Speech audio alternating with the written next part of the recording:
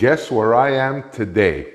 Today I'm coming at you from beautiful Greece, about 3 hours southwest of Athens, in a town known as Gargaliani, near and dear to my heart, my home away from home, which is about an hour west of Kalamata.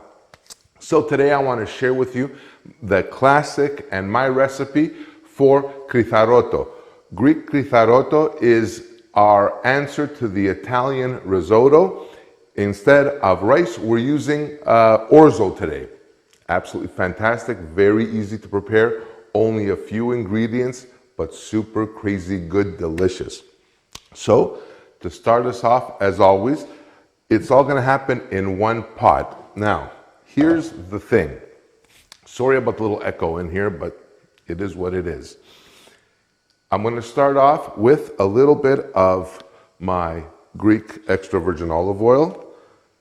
You can't get more Greek than this, and this came like right off my nightstand. So I'm gonna put a little bit of olive oil, actually not that little. I'm gonna use about 1/4 cup to 1/3 of a cup of my olive oil in there. I'm gonna take 1 onion.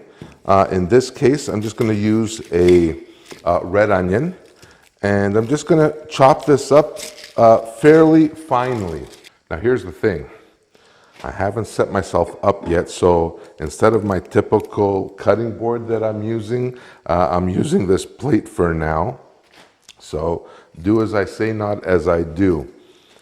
It's a beautiful day here today. It's absolutely stunning. It's like 36, 37 degrees, little or next to no humidity. And my place here is literally like right by the sea. It's right by the ocean. The water is about 40 yards that way. So I'm just gonna chop up my onion here very, very quickly. And there's like some flies here. And look, if you're not fighting off flies in the kitchen here in Greece, you're just not getting the whole experience. So I'm just gonna real quick and carefully chop this up. And while my olive oil is preheating, again, my heat for my pot is medium. You don't want to go too high. We're not looking to brown or caramelize anything. What I'm looking to do is just bring out the flavors of the onion here. My onions now are going to go in and just let those start working away. These stoves are like solid steel elements. They take a while to heat up, but once they do, it's like gangbusters. So now our onions have started sweating out. They're starting to become translucent. I'm just gonna give these maybe another 3 or 4 minutes, and then we'll take it from there. All right, so now our onions are ready to go. They're becoming slightly brown. I don't wanna go overboard on this. The next part of this is my actual orzo. Now for this, I am using my choice. You can choose any size orzo you want. I am using the large orzo. Now, I'm using these 2 mugs here. There's 1 and there's 2, and I always wind up spilling orzo. Okay, that's pretty good. Now, I'm using 2 mugs here for 4 portions, 4 portions, or 2 or 3 Greek portions. So now with this, all I'm gonna do is stir my kritharaki or my orzo over this so it could absorb some of the oil and the flavor of the sauteing onion. That way it adds even more flavor to this. Oh, and in case you're wondering what this is, gin. I'm kidding. This is that artificially flavored sugar water known as gazoza here in Greece. Very popular. And actually the truth is it goes great with vodka, not so much gin. But it's all sugar, it tastes fantastic, and if you want to give it to the little ones right before bed, perfect. So, along with this now, what we're doing is ready to start adding our liquid. Now, before we actually start doing that, I'm going to take a little bit of salt, goes in there just like that.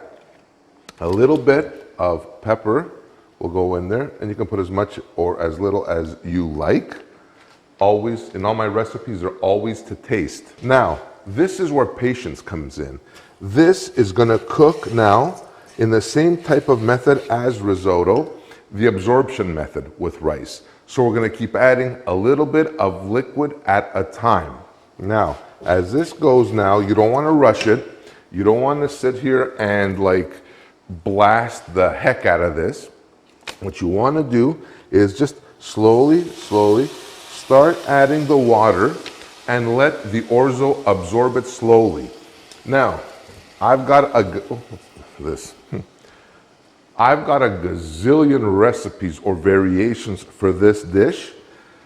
Today, we're gonna do it Puritan. We're gonna do it in the classic Kritharoto way. And in the end, we're gonna add the Greek answer to like pecorino or parmesan, which is kefalotiri. It's a beautiful sharp cheese. It's fantastic. It melts really well, and it's gonna give us that beautiful creamy consistency that we're after. So now, just let me drop this just a little bit more, and just do this until your orzo is ready and the liquid or the water is absorbed, and you're gonna be ready for the next step.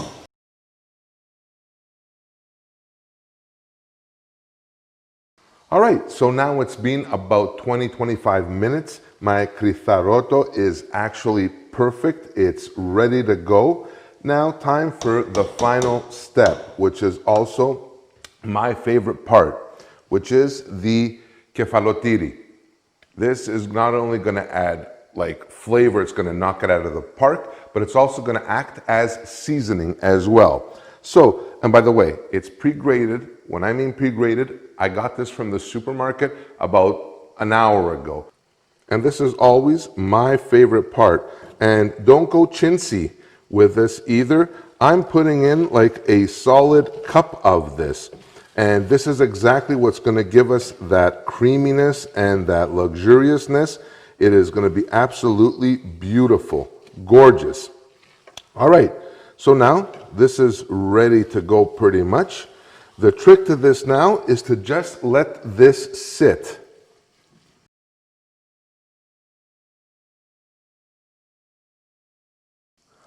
All right, so now the moment of truth has come. I'm just gonna grab this and place it over here. Move this out of the way. This is, wow. This is, look at this.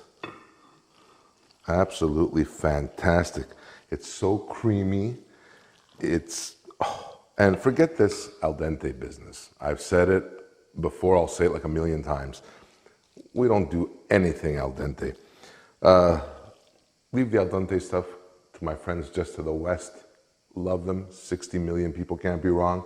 But Greeks, we like cook the everything out of this. All right, so now, one final stir.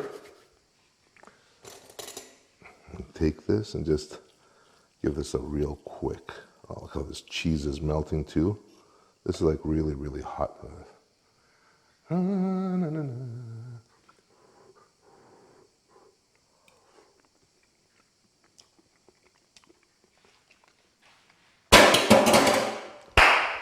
Holy rooster balls. Oh my God.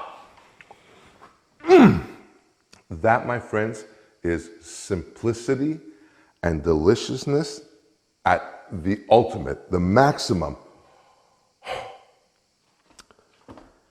All 12 of the gods are smiling right now. I am telling you, it is so freaking delicious. Now, if you want to elevate the game that much further, now you take a lemon, cut it in half. The juice of half a lemon is all it takes. And this, my friends, is gonna be a feast fit for a king. Even though it's like vegetarian, what are you gonna do? Here's the thing with this. In like the cover shot, you're gonna see this plated with like parsley. Anything that's raw and green to Greeks is salad. We don't garnish squat.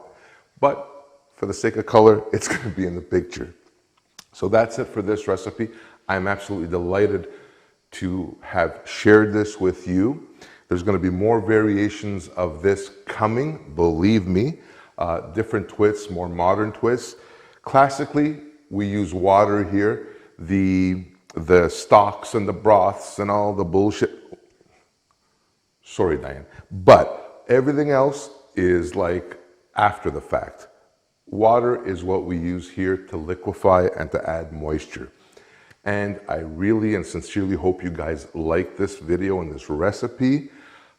Smash that like button. It does wonders for my self-esteem. Subscribe if you haven't already. Love getting new subscribers and having our little community grow.